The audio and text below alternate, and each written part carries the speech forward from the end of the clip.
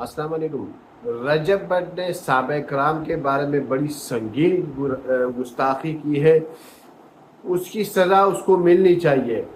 ये 10 सेकंड का क्लिप देगा।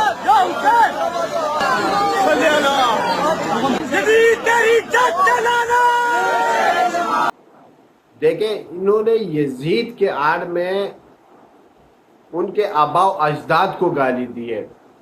आज इनके खिलाफ एफआईआर भी कर चुकी है और इनको गिरफ्तार, इनके जो मोबाइल है वो साइबर क्राइम ने इनसे ले लिया था, मगर किसी आला शख्सियत, मुझे जो रिपोर्ट मिली, किसी आला शख्सियत का फ़ोन आते ही उसकी गिरफ्तारी मुलतवी की गई है। वजह ये आपको खुद पता है कि जितने भी 72 रसूख है, जितने भी बड़े वो है, वो एक दूसरे को सपोर्ट लाजमी करते हैं और आखिर हद तक ये इतलात आ रही है कि वो मुल्क से फरार भी हो चुका है। इस वक्त पाकिस्तान में नहीं है, क्योंकि साइबर क्राइम जो एफआईए की इन्वेस्टिगेशन है, वो लोग गए थे उनके घर पे जो है ना रेड भी की थी, मगर इस वक्त जो है ना वो पाकिस्तान में शायद नहीं है।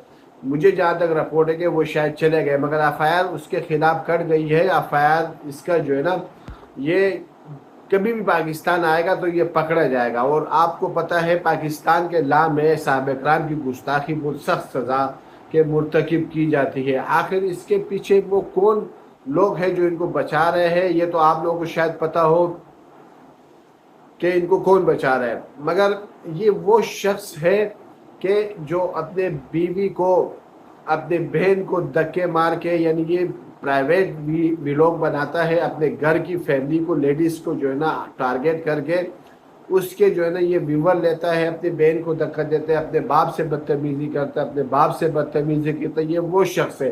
तो ये सहाबा कराम को गाली नहीं देगा तो क्या देगा? मुझे ऐसे शख्स पे मैं लानत भेजता हूँ।